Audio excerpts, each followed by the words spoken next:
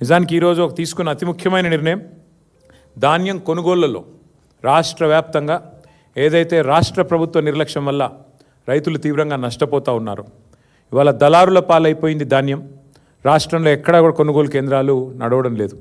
సమావేశం ఏం తీర్మానం చేసింది అంటే బీఆర్ఎస్ ప్రభుత్వం ఉన్నప్పుడు ఏ రకంగానైతే ఎలాంటి ఆంక్షలు లేకుండా కొనుగోలు చేశామో, అది వరి అయితేనేమి, మొక్కజొన్న అయితేనేమి, సోయా అయితేనేమి, అదేవిధంగా జొన్నలు అయితేనేమి, ఇంకా ఏ పంట అయినా కూడా సంపూర్ణంగా ఎలాంటి ఆంక్షలు లేకుండా, సీలింగ్ లేకుండా ఏ రకంగానైతే కొనుగోలు చేశామో అదే రకంగా కొనుగోలు వెంటనే ప్రారంభించాలి, లేదా గ్రామాన బీఆర్ఎస్ పార్టీ ఉద్యమిస్తుంది రైతుల పక్షానని చెప్పి ఈ సమావేశం తీసుకున్న అతి ముఖ్యమైన తీర్మానం అది.